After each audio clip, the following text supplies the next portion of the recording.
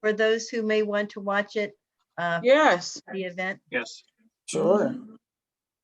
Okay, thank you. Lois has it on now. Well, on behalf of St. Mary Magdalene's Global Solidarity Committee, we are delighted to be together here this afternoon with you to share information with you about the St. Mary Magdalene Global Solidarity Partners. You will meet some of us through our presentations, and we welcome all of you to use the chat function or raise your hand following the last presentation with your comments and questions. I want to thank Lois Campbell for facilitating our Zoom meeting today and Kathy Raphael for setting it up. I'd like to begin today's session in prayer, and we'll use, if it's all right with you, the prayer that is included in Pope Francis's newest encyclical on fraternity and social friendship, Fratelli Tutti. It's called A Prayer to the Creator. Lord, Father of our human family, you created all human beings equal in dignity. Pour forth into our hearts a fraternal spirit and inspire in us a dream of renewed encounter, dialogue, justice, and peace. Move us to create healthier societies and a more dignified world, a world without hunger, poverty, violence, and war. May our hearts be open to all the peoples and nations of the earth. May we recognize the goodness and beauty that you have sown in each of us, and thus forge bonds of unity, common project, and shared dreams. Amen. So as we have come together as one parish, the goal of the Global Solidarity Committee is to have all of us embrace the wonderful organizations that we have been in solidarity with in our earlier histories. They include the Diocesan Mission in Chimbote, Peru, Queen of Apostles Academy, Father Fred's School in Uganda, the Fatima House Orphanage in Fondwa, Haiti through Partners in Progress, and finally Bread for the World based in Washington, D.C. Today we will get a Reader's Digest look at each of them, taking approximately 10 minutes to learn more about each of the four. At the end of the presentations, there will be a little time for comments and questions. I asked Teresa Maynard, Director of Religious Education at St. Mary Magdalene and member of our committee, to introduce our first speaker. Teresa? Okay. Hello, everyone. I have the pleasure to introduce to you Deacon Frank Semesky from the Diocese of Pittsburgh. Deacon had a very first-hand experience because he had traveled to Chimbote, and so he is going to be showing his slides and telling us more about Chimbote. So please relax and enjoy his slides. Okay, Deacon, is to you. Thank you very much.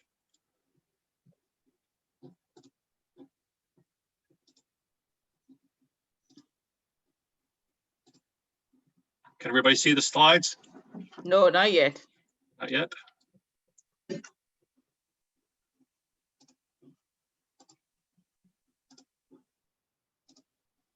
Yeah, here we go.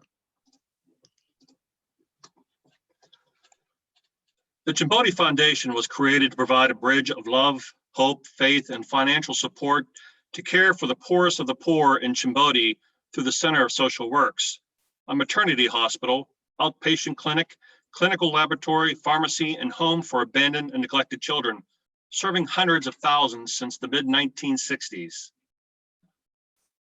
For the past few years, I had the pleasure of going down to Chimbote and experiencing the people in Chimbote, Peru myself. Some may ask, where's Chimbote, Peru? Well, it's directly 4,000 miles south of Pittsburgh. It's also about an 8-hour bus ride from Lima to Chimbote. There's only one route that goes up from Lima to Chimbote, and it's a lovely view of the Pacific Ocean on one side and the Andes Mountains on the east. The history of our mission was created back in the 1960s. Who was Bishop John Wright. He was a bishop of Pittsburgh at the time. And there was just a small 3-room medical clinic and a small maternity hospital. And over the decades, he had a spiraling numbers of patients that required the additional of medical needs and needed a laboratory, pharmacy, in addition to the orphanage and home visit program. Over the years, the mission has thrived despite the catastrophic earthquake, a cholera pandemic, and corrupt government. Today, the mission serves from 800 to 1,200 people per day and has become a quality medical facility for the people of Chimbote. Monsignor Jules Roos, who was a Pittsburgh priest back in it was assigned back there in 1963, and he co-founded the mission to combat high infant mortality.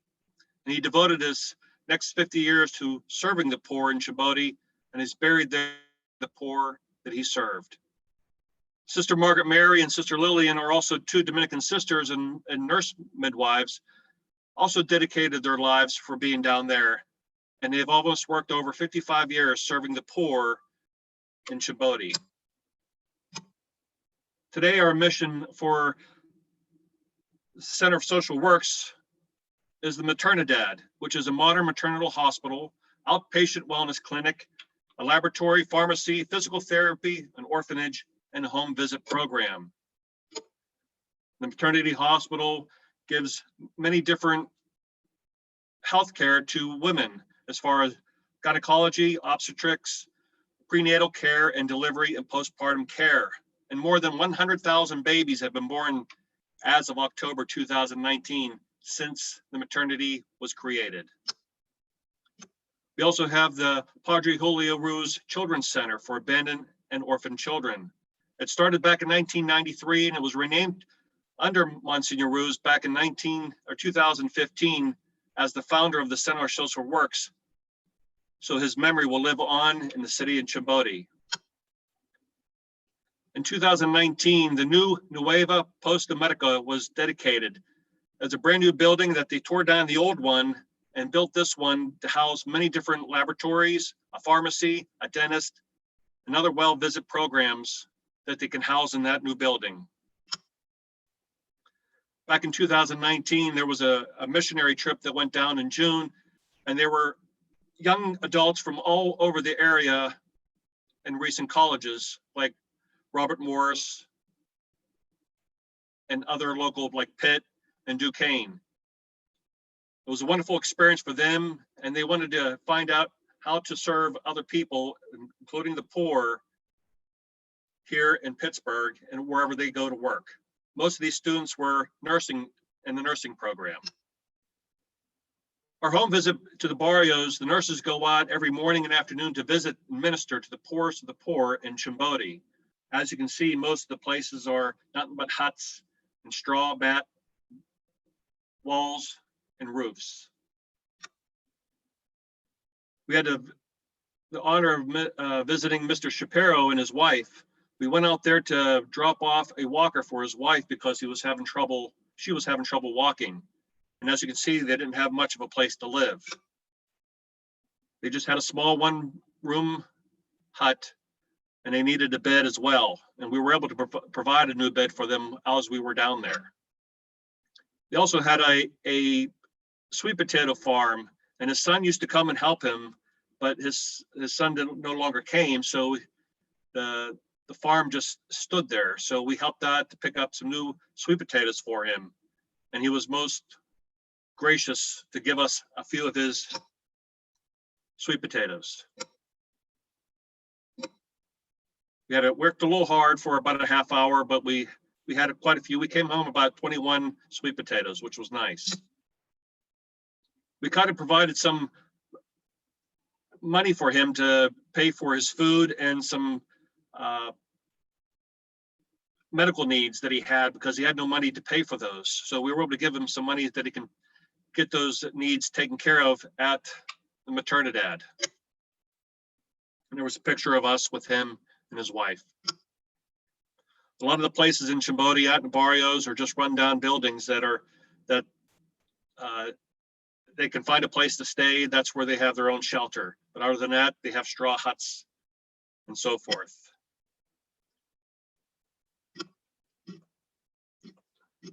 This was Elizabeth, who takes care of her three siblings. She was only 13 years old at the time, and she would watch her three other children, brothers and sisters, for 13 to 14 hours a day while her mom went out and worked. They didn't have much of anything. That was their dining room table, and that was their stove. They didn't have much. As you can see from that picture, the barrios run very far up north and to the south of Chimbote. Lewis, he was a special needs person whose parents didn't quite know how to understand how to minister to a special needs child. And so he slept out in the shack outside of their house. This was his bed. Nothing more than like a doghouse, if you will. So we got in there and we bought him a bed, and he was happy to get his own brand new pillow, and he was happy to get his own bed. And we brought information to his parents on how to deal with special needs children. We came to another family where they had to basically use the money that they had to buy food or prescriptions for their children. And we provided financial needs for themselves so they can both eat and provide the medications that they needed for their children. And for this family here, we also provided a bed for them and monetary help as well. He ran a taxi service, and he lost his license, and he needed another one. And for him to continue working will continue to help his family grow and be fed. Here is nothing but a big giant garbage dump, and as we were walking by, I didn't quite notice who was there. And as you can see, it's a father and his two children just finding anything that they could find so they can sell for money. Some people had to do the direst needs to be able to provide anything that they can for their family. But people give back. In 1988, a mother came into the maternidad who was pregnant with twins. Out of the two twins, this little girl that Monsignor Ruse is holding survived. And surprisingly, she grew, and she went to school and went to college to become a dentist. And she happened to find a job right back at the maternidad where she was born to provide dental care and needs for the poor and even the orphans. She gives her time to check up on as well. Even in death, there's a big difference between the rich and the poor. The rich have quite astounding monuments to celebrate their death. The normal common people just have a vault burial, even where Padre Julio is buried as well. But the poor are different. The poor get nothing but a dirt, and they have to bury their relatives themselves. They have to take them out with the car and still have to pay for a little spot that they can bury them in, but they have to bury themselves. Quite a sight to see when you're there in person, especially when that's all you get as a marker. The orphans found a special place in my heart as we were there, and they're always a fun joy to be around, and they bring new life to the people of Chimbote. There was also a local school that was by. The students would come by and dedicate their time to play with the children as well. Here we were in the midst of playing a game of duck, duck, goose. But while we were there, we can spend our time with our children. We can rock them to sleep. We can help feed them and play with them. And they're very easily to get attached to. Here I was playing a video that I took of another people that we visited. They were singing a song, so it was all in Spanish. So they were quite intrigued because they can understand it. I could not, but they could. One child in particular had a special bond. This is Patrick and I back in 2016. He was an orphan there along with his brother as well. And every time I went and visited him every year, even with my daughter, we'd always spend time together. He always had fun playing and being on a trampoline. And we had a special guest last year on our way to church. Because one thing on that day, it was Father's Day, and it was also Patrick's birthday. And we got to sing him a happy birthday while we were there. He likes being silly, and he'll do everything in his power to keep me from leaving. and it's always hard to say goodbye. We also had a spiritual walk as we take our walk up the side of the mountain that overlooks Chimbote. It gives us a kind of a sense of what our journey is through life. And sometimes it's not very hard and not very pleasant to see, but we get to see God's work and overlook what he can create. Love happens. When we get to the top, there's a church we were able to see and experience the joys of what a new beginning could happen. This church is only about 6 or 7 years old, and it's made for the church of the youth. And we got to see the crypt church as well and write our prayers for the niche behind the altar. And as it overlooks the city of Chimbote, we can see the outline of a rosary that they used to light on the youth days that they had up there.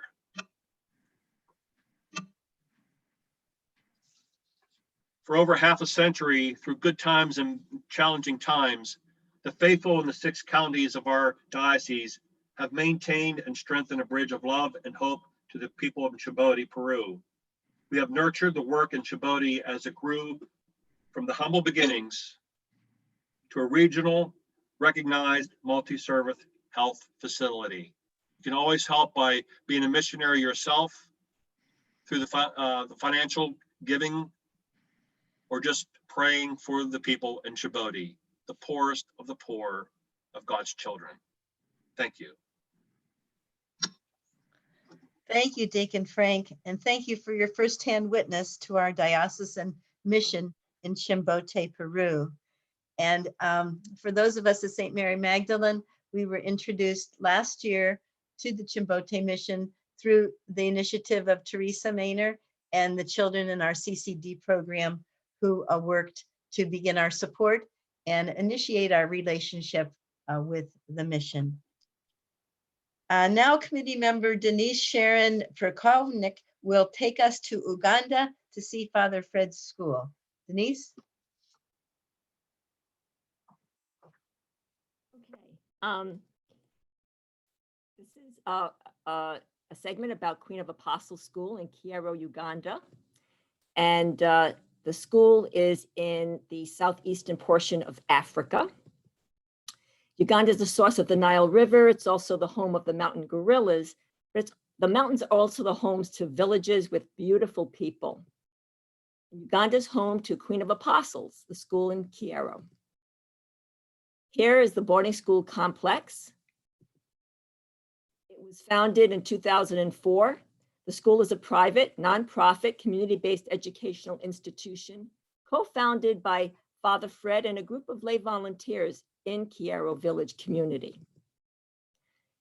Their mission was to break the cycle of the long-term poverty and human misery through providing affordable education and skills training to many poor, vulnerable, disadvantaged, and orphaned children, especially due to HIV and AIDS. A lot of their parents died from AIDS. This school is for college prep and also for vocational trade. And here you see the vision and mission statements on one of the buildings at the school.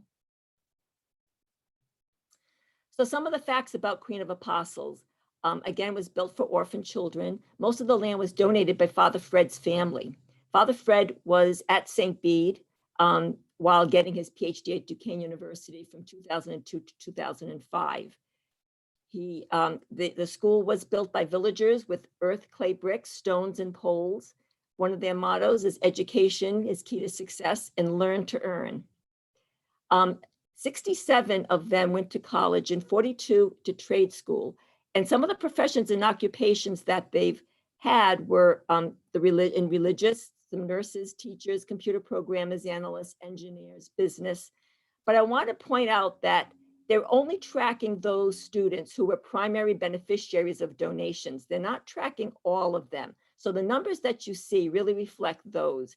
And people at St. Bede since 2005, since Father was here, have been sponsors to some of these children.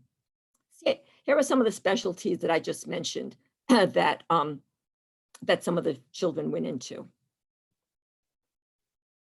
We have their football, but it's actually soccer on the top. We have a professional soccer player that graduated.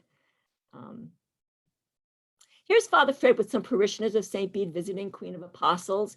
And I was fortunate to be on one of those trips. I think there are about 5 or 6 5 or 6 groups that have gone to Uganda with either Father Fred or with Father Bryce. Here you see Father Fred with some of the Queen of Apostles faculty at the school. Here he is concelebrating at Queen of Apostles. While we were there, we saw him concelebrate one of the masses there. And here are some of the singers and dancers and drummers at the mass. And their masses will go on for 2 hours, and they're just so happy and lively. Here we see one of the dormitories up on the right-hand side, going up the mountain. Actually, Father Fred's family's farm is on the top of the mountain and coming down towards the school. Here's the inside of one of the girls' dormitories. Here's one of the classrooms inside. Here's one of the picture of the old kitchen. And here's some remodeling that they've done to a new kitchen. Picture of one of the old science labs. And I don't have a new one, unfortunately. Here's one of the water towers that were built, again, by donations from Queen of Apostles. And the kitchen was also from donations from Queen of Apostles in the past. Here they are building a girls' solar bathroom.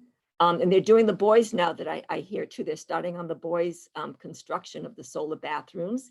And again, this was money that they were able to use for this project, donated from Queen of St. Bede's.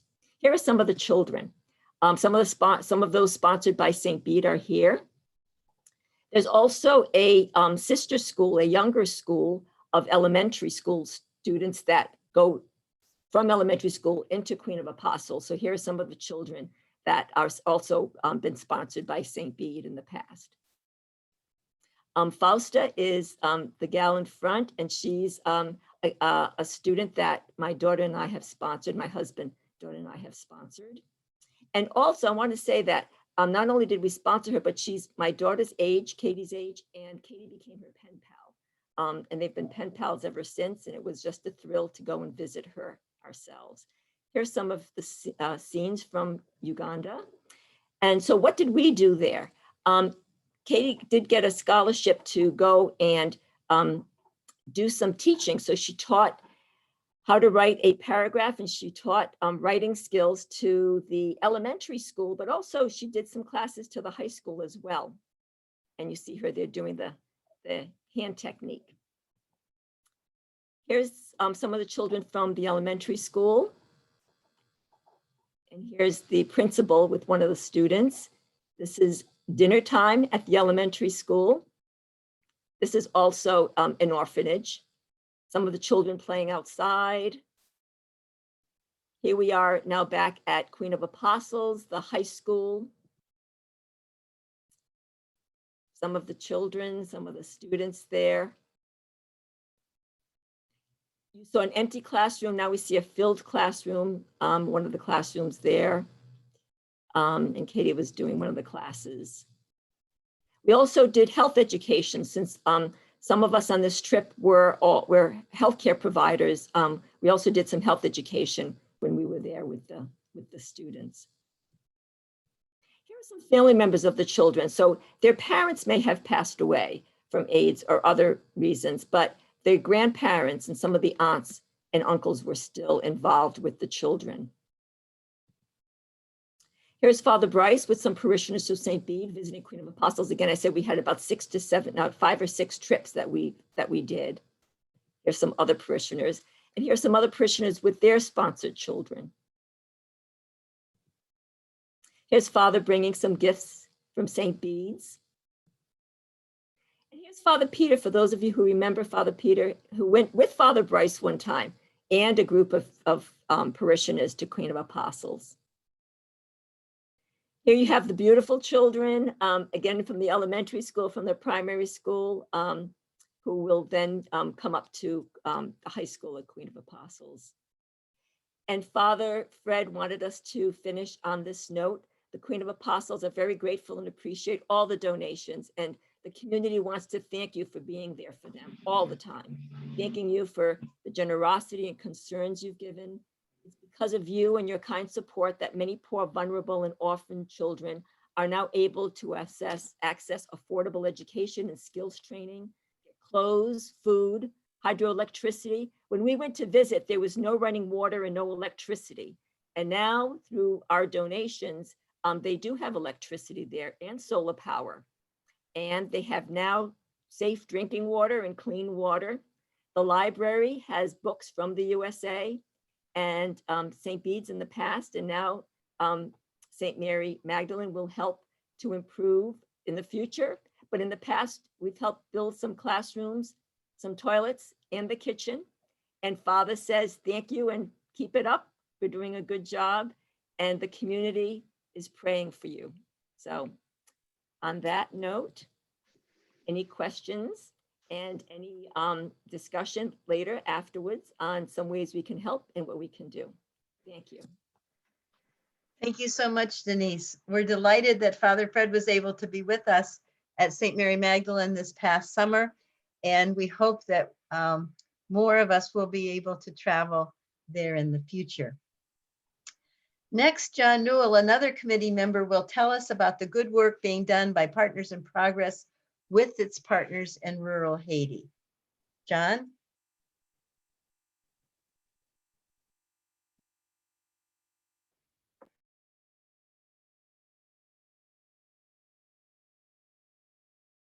You're muted.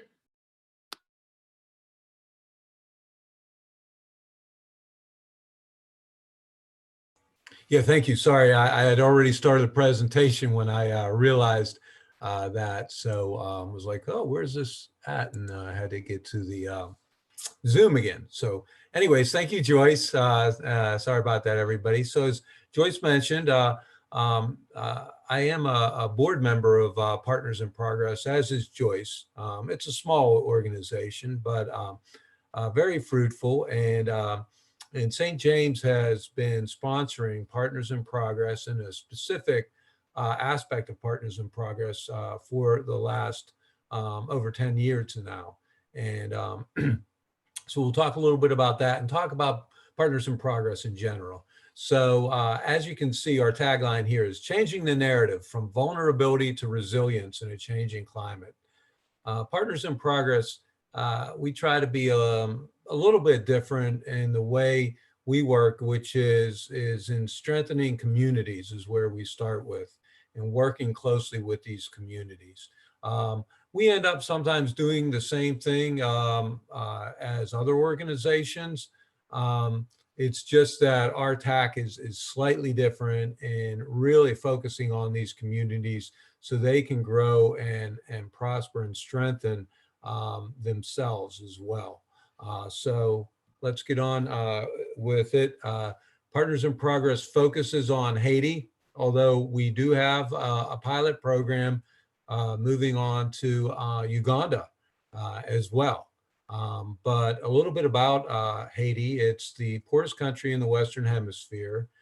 It is the country third most vulnerable to climate impacts. So you might have heard of like there's been several earthquakes and several hurricanes that have hit Haiti in the last decade. And you may have seen some pictures. I don't have one, but I'm sure I could have got one, but of Haiti compared with the Dominican Republic. They share an island, and you can see Haiti is almost barren of trees and foliage, whereas the Dominican is very green.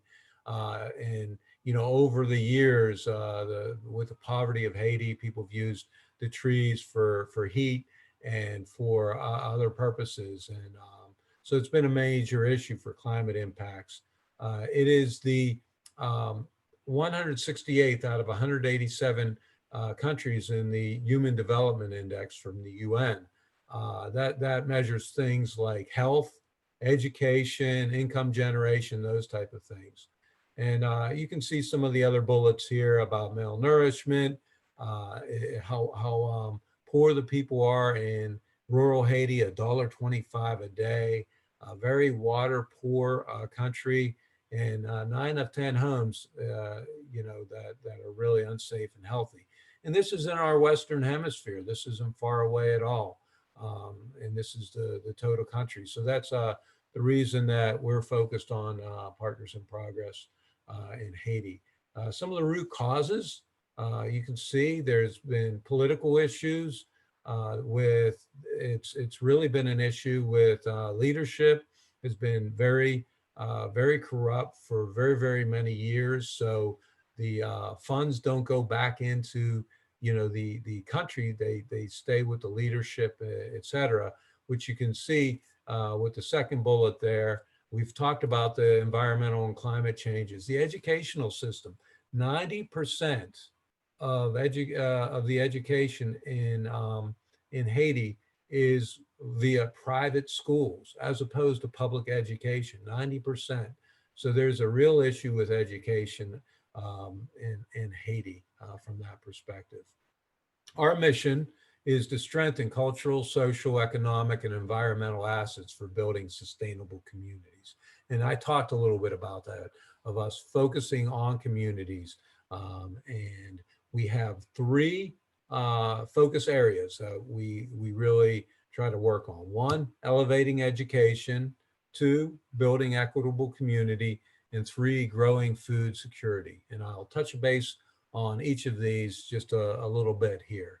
Elevating education. One of the things we do is one of the communities that we've worked with the longest, Partners in Progress. I think Joyce knows better than me, but it's been about 15 years, and we started with a community in Fondwa, Haiti, and as I said, we worked with that community and found what their needs were. And one was the need for a school in that general area.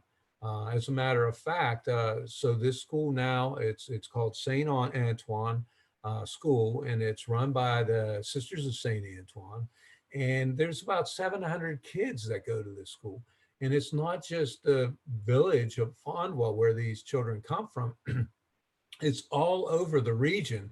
Kids come up from 2-3 hours walking one way to get to the school. And so how does Partners in Progress continue to help this school besides working with the Sisters on St. Antoine in a variety of ways? One is through our partner of Sacred Heart Parish right here in Pittsburgh. They pay for the teacher salaries for that. And they've been doing that for close to, it's going on 10 years now that they've done that. We also have been able to help build schools. We actually, with the communities we work with, one of the communities, we purchased what's known as a compressed earth block machine, which builds bricks out of just clay and sand and water, which all can come from Haiti itself. And these bricks are actually much more thermal. It keeps the cool in during the day in Haiti. So these schools are cooler. And we recently helped build a school in it was called Sevenet Cabrel area of Haiti, working with a partner parish in North Dakota that paid for the building. It employed over 60 Haitians from the community where that was built, as well as the community where the compressed earth block is building. And we're looking at expanding in a variety of ways to continue to help employment and the building of these much better insulated buildings than just concrete. So moving on, building equitable community is the Fatima House. And that's where the funds will go for this particular fundraiser. We have over 60 children in the Fatima House. It's not actually an orphanage. It's, as we mentioned, how poor Haiti is. So these are parents that don't have the resources to take care of the children themselves. So it's in the same locale as the St. Antoine School. And once these children become old enough, they go to that school to learn, to try to break that cycle. Yeah, that's the Fatima House. And as I mentioned in the beginning, St. James and now St. Mary Magdalene has been sponsoring Fatima House in a variety of ways for the last decade. Growing food security is the last thing I'd like to talk about, which is, I'm not good in Creole, so, and some of you, it'll be blocked by your Zoom chat, but we have this program, once again, working with the communities in inclusive active participation. So we started with one community, and instead of saying, hey, this is what science teaches us, or this is what you should do, it was like, we are going to work with this community that was interested in improving farming in their community. And it would include active participation, diverse, young, old, men, women, to get together to discuss what might work. And, you know, some of the elders talked about how they remembered that what was happening was Haitians mainly burn their crops after the season. They burn everything down and restart. And some of the elders were talking about how they remember different ways of farming. And, you know, they didn't always burn the crops. They used these crops and, you know, for fertilizer and something called ramp vivant, which I'll talk about briefly. So, and that's what was discussed, like, how could they, you know, do a better job with trees or with, you know, with something called cover crops, which some of you might have heard, which is just, you know, you grow another crop along with the crop, and it doesn't, you know, give you produce, but it might cover and give shade and fertilizer, etc. So these tools have been used. And this other thing that's happened is you know, we started with one community, but now there's cross-community sharing with other communities where they may have different ideas.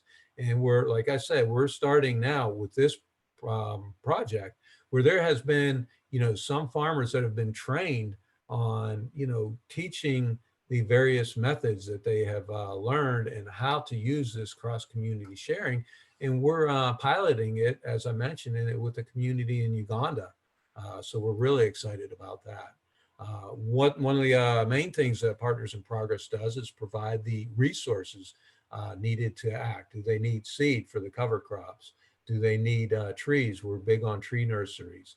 And just the education piece of what has worked. And some of the, you know, we've actually done a little and partnered with others, both the universities in the US as well as universities in Haiti to, you know, study how has the soil been impacted. And it's, you know, the studies have shown, you know, the soil is much better where these things have happened. And here's some of the outcomes. This gentleman used to give 7 macals of corn. Now he gets 16, doubling the output. This woman only used to be able to grow millet and corn on her father's farm. Now she can take other crops like beans and others to the market. Ramp vivant, I mentioned before, this is organic compost that, like, you put like little hills around your garden or your farm or between the crops. And so when the rain comes, what was happening before is their gardens would just get washed out. Now they have these techniques so his garden doesn't get washed away.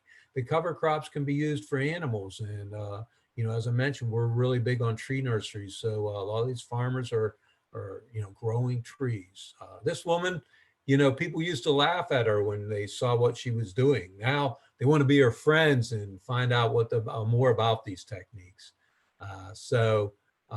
You know, we've definitely focused on increasing the capacity for planning and action. This one here, and sorry for going so fast, but I just have a couple more slides.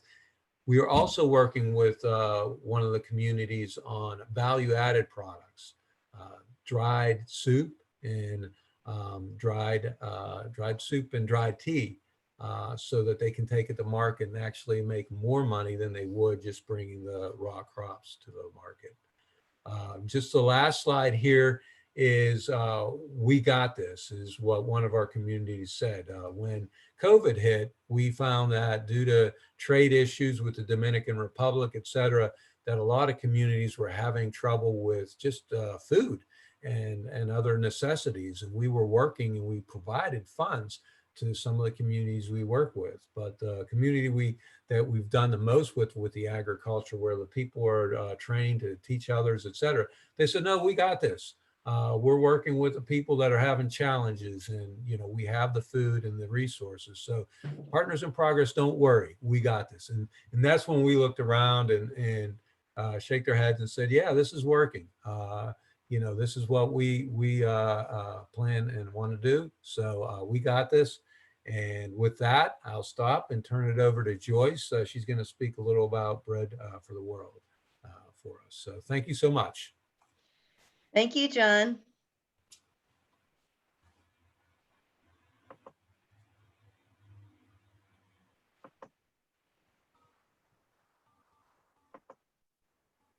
Okay.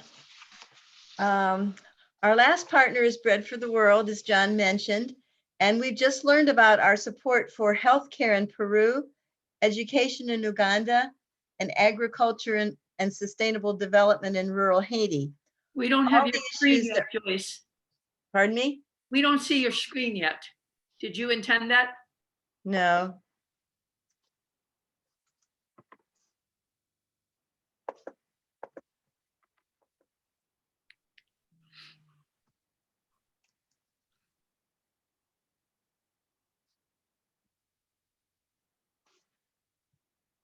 Do you see anything yet? Nope. Okay. I did slideshow. Let's see. Screen share and Um, then find the one that you're looking for and then start sharing. okay. Go back to screen share, go back to the main, The window you selected is invalid. back to the main. John, did you stop? Did you end your show? Yeah, he ended his show.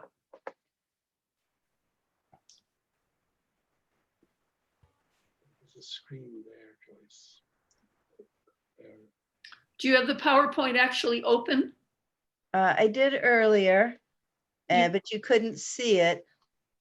Try again. It just because if it's open, it should work. Okay.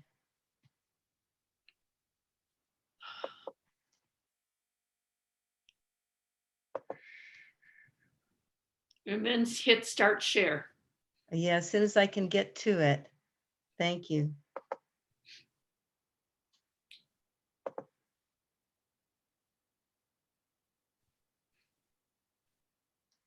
Thank you so much for your patience, everyone.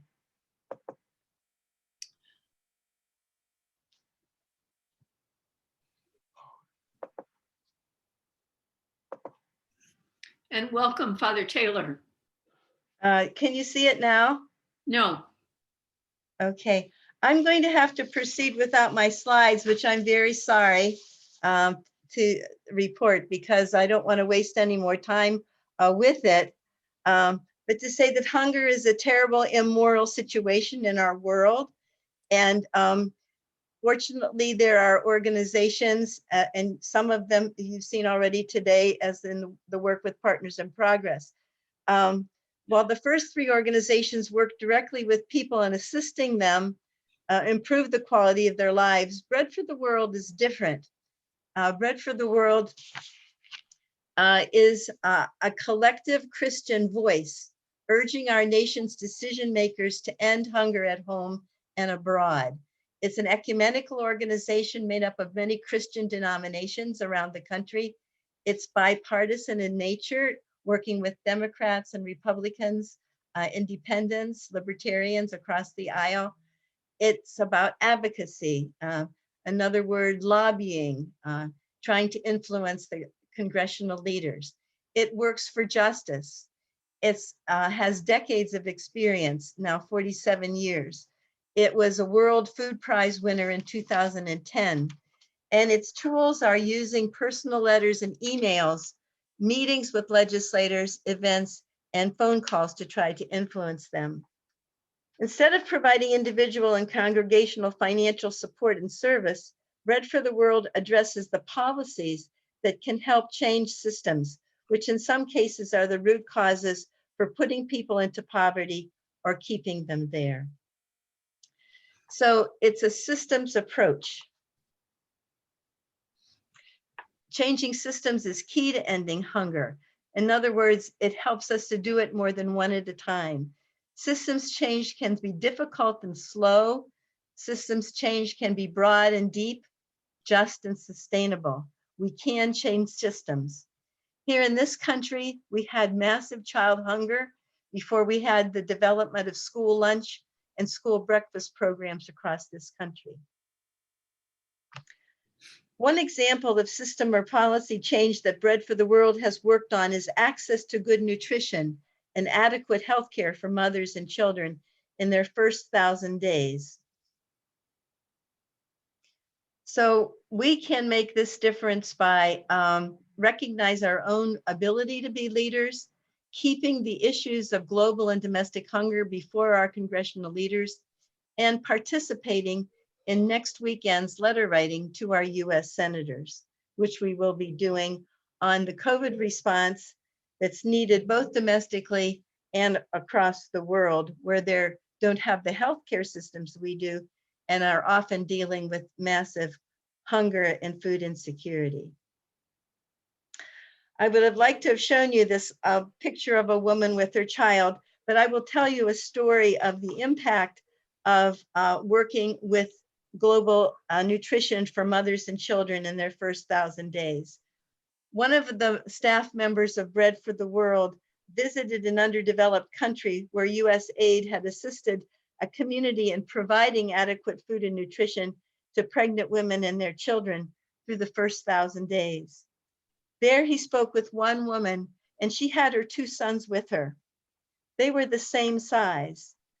The mother explained that the 5-year-old was stunted due to poor nutrition and access to food as an infant and toddler, while the second son benefited from the availability of nutritious food in his earlier years. The passage of the Global Food Security Act by the US Congress caused this system change that made the difference not only for this one mother and son, but millions just like them around the world. So we seek to continue our annual membership in Bread for the World.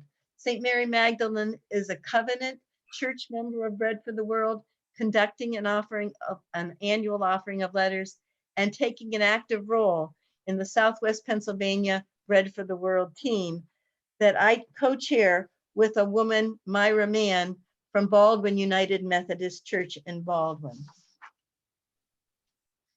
We at St. Mary Magdalene want to add our voices to that of other Bread for the World members across our congressional districts, across Pennsylvania and all across the country. So we're a Bread for the World member, and we participate in the regional Bread for the World team with members of other churches. And during the year, in addition to letter writing, we meet with our elected officials locally, Mike Doyle, and annually participate in Lobby Day in Washington, D.C. And I had a slide to show you of Senator Casey with an intern that worked with us in Bread for the World from Pitt, and myself standing in the Russell Office Building in Washington, D.C. We're very fortunate to have a leader in Senator Casey, who serves on both the Foreign Affairs Committee and the Agriculture Committee. He provides strong moral leadership on the issues of both international and domestic food security. Bread for the World watches all the votes of our legislators, and Senator Casey votes 100% in line with the efforts that Bread for the World is working on. What makes Bread for the World different than other national anti-hunger groups, like you may hear of the Food Research and Action Center or Feeding America, is faith. And I wanted to share with you a prayer that is indicative of that. Moved by God's grace in Jesus Christ, we work together to end hunger in God's world. We urge our nation's decision makers to change the policies and conditions that allow hunger to persist in our country and abroad. We are bread for the world. Mm. And I wanted to share with you some of the results that we've had. And one of them is the passage of the Global Food Security Act, which is now in effect for 5 years and has helped to reach 27 million children under the age of 5 with interventions that improve their nutrition. And then in 2018, there was relief voted on for Yemen, which continues to suffer from famine. $1 billion was secured for emergency funding there. And this year so far, since the beginning of the new fiscal year for the country, they voted on a continuing resolution that did include funding for food assistance and some COVID relief.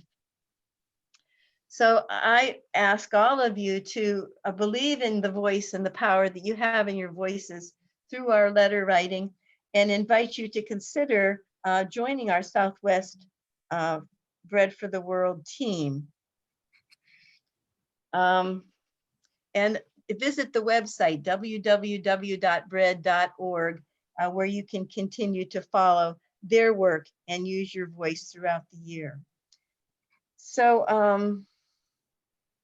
I wanted to show you a slide now that I couldn't, and I still can't, relating to this Advent, how we as a parish are able to help all 4 of these global security partners through our shopping at 10,000 Villages, our annual fair trade fair, which this year has to be virtual unless you travel to the 10,000 Villages store in Squirrel Hill. It's 5820 Forbes Avenue, and you can shop there either in person, over the phone, using a credit card, going online, following the catalogs that have been made available in our church to see what they have to offer. And the items will be delivered to our activity center the weekend of December 12th and 13th. The code you need to use is called FUNDSTEM, F-U-N-D St. Mary Magdalene, or FUNDSTMM. And that will, a portion of those proceeds will be used to help all of our partners. And someone pointed out, we're only getting 12%. If you don't want to buy gifts this year, you can still make a contribution to the Global Food Security Partners by sending a check to the church made out to St. Mary Magdalene and putting Global Solidarity Partners in the memo section. And these proceeds from both financial contributions and from shopping at 10,000 Villages will be divided 4 ways to assist in all 4 of these efforts. Okay, I'm going to stop screen sharing, I guess. Well, it never didn't works. get to So do that. we all see each other anyway. Okay, very good. This would be the time now then for any questions that would come from the group, or any comments that people would like to make. Joyce, do you have a website for 10,000 Villages for like if we're looking for a catalog or to shop online there? I do, thank you. It's 10 TEN hyphen 1,000 hyphen villages hyphen Pittsburgh spelled out .square .site.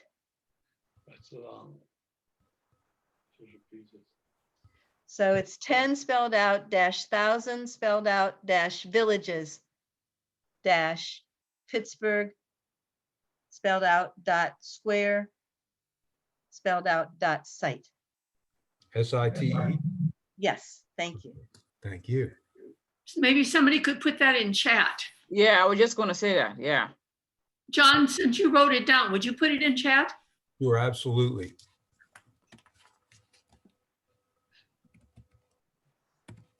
I'm trying. I don't have a question. I just want to say, I think it's so exciting that we're doing all these things. Mhm. It's just really, really exciting. And it's a way of coming together of the three congregations. So we got a taste of what each congregation was engaged in. Thank you for your encouragement, Lois. I think we have a real challenge, as the turnout today might indicate, in interesting our fellow parishioners to not only act locally, but to act globally. And we will continue through the bulletin and announcements and prayer to keep our partners in front of one another in our worship and in our actions. Yeah. Yeah. If there's, does anyone else have a comment before our closing prayer? It was an excellent presentation, and this is, I'm going to put it on Facebook and the website and put something in the bulletin as to where people can find it. Thank you. Kathy, I think that's a great idea. And also, is it possible to put it close to the link and have the link of 10,000 villages there somewhere too, and to have this? I'll have to figure out. I can put in Facebook. That's easy. I'll figure out what to do on the website. Okay. Great.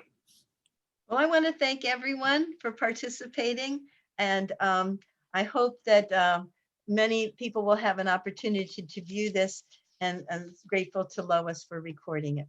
So let us pray. This is an ecumenical Christian prayer. O God, Trinity of love, from the profound communion of our divine life, pour out upon us a torrent of fraternal love. Grant us the love reflected in the actions of Jesus, in his family of Nazareth, and in the early Christian community. Grant that we Christians may live the gospel, discovering Christ in each human being, recognizing him crucified in the sufferings of the abandoned and the forgotten of our world, and risen in each brother or sister who makes a new start. Come, Holy Spirit, show us your beauty reflected in all the peoples of the earth, so that we may discover anew that all are important and all are necessary, different faces of the one humanity that God so loves. Amen. Amen. And thank you, Pope Francis, and we hope people will join us on Tuesday nights as we continue to discuss Fratelli Tutti, this new encyclical by Pope Francis via Zoom. Again, finding the link on our parish website. And this week, Tuesday, we discussed chapter 3. And it doesn't matter if you didn't attend the first two. Nope, it doesn't. Okay, I'm going to stop the recording. Thank you all, everyone. Good night. Okay. Thank you. Happy